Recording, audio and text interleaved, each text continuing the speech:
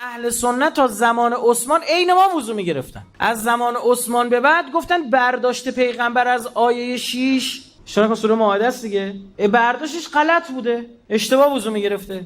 یا ایها الذین آمنو، آیه کسی که ایمان آورید، اذا قمتم الی الصلاه، وقتی خواستید برای نماز برپا داشتن نماز خواستید نماز بخونید، فغسلوا یعنی چی؟ پس غسل بدید، یعنی بشورید. غسل یعنی شستن. وجوهکم، صورتاتونو، و ایدیکم، و دستاتونو، الی المرافق، تا کجا؟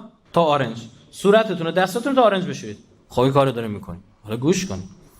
وامسحوا، مس بکشید. کجا رو؟ برؤوسکم. کجا؟ میکشیم.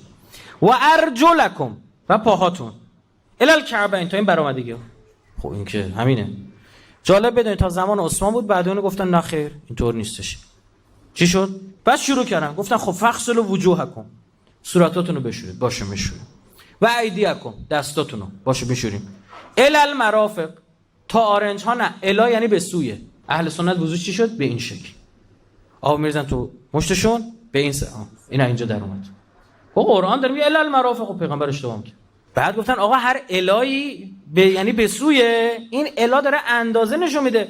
آقا جون شما مثلا میخوای دیوار رنگ بزنی، نقاش میگه داداش شما سابکاری دیگه، میگه کجا رنگ بزنم؟ میگه تا سقف رنگ بزن، تا وسط دیوار رنگ بزن. وقتی میگه تا سقف رنگ بزن، کدوم نقاشی از پایین به بالا رنگ میزنه که رنگ دوباره شره کنه بریزه پایین؟ همه از بالا به پایین رنگ میکنن. تو این میگه تا سقف یعنی چی؟ یعنی به سوی الی سقف. گفتن نه ما برداشتمون اینه. داریم روایت داریم میگه که ما در زمان پیامبر 2 شستشو داشتیم، 2 مس. بعد چی شد؟ هیچ گفتیم برداشت غلط. 2 یعنی که وامسحوا، فغسلوا یعنی بشورید. چه چیز را؟ به این میگن تو فارسی چی؟ مفعول. چه کسی را دیدی، چه چیز را خوردی. مفعولا تو عربی چی میگیرن؟ منصوب میشن، ا میگیرن. برای هم نگاه کن میگه وجوه، ایدی، یا ا داره. حالا اینجا دقت کن. بعد میگه خب وامسحوا، مس بکشید. چه چیز را؟ برؤوسکم، این ا داره.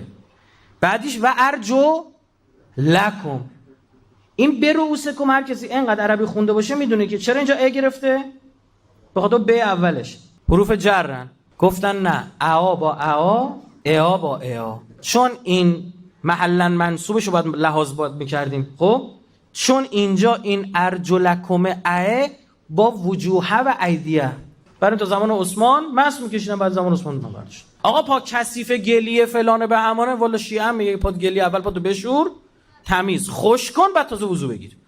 چون وقتی پیامبر داشت جان میداد، لحظات آخر زندگی شریفش بود، به خلیفه دوم گفت، اونجا پیامبر فرمود آتونی به صحیفه و دوات اکتب لکم شیئا لن تضلوا بعدی. برای من یه قلم کاغذ بیارید یه چیز براتون بنویسم که بعد از من هرگز گمراه نشید. 7 جای صحیح بخاری این اومده که بلند شو گفت ان الرجل لا یحجر غلب علیه الوجع. این مرد داره هزیون میگه، هزیونگویی براش غلبه کرده، نمیفهمه دیگه چی میگه. گرفت اونا رو پاره کرد، پر کرد اون طرف، 2 دسته شدن مسلمان، دعوا شد. پیامبر فرمود قوموا عنی، پاشید برید. سوال چرا بعدش ننوشت پیغمبر؟ چون فایده نداشت. بعدش هم می‌نوشتن گفتن در حال گیجی نوشته، ما قبول نداریم. و حسبنا کتاب الله، بابا قرآن داریم، خودمون میفهمیم، عربی راجع این آقا یه پستچی بوده، خبر خدا رو آورد، چلاق که نیست، خودمون میخونیم. پیامبر اشتباه وضو میگرفته. پیغمبر تو وحی معصومه، تو غیرش که نیست، برداشتش غلط بوده. به عنوان یه مسلمان بفهمی از کجا شروع شده ماجرا.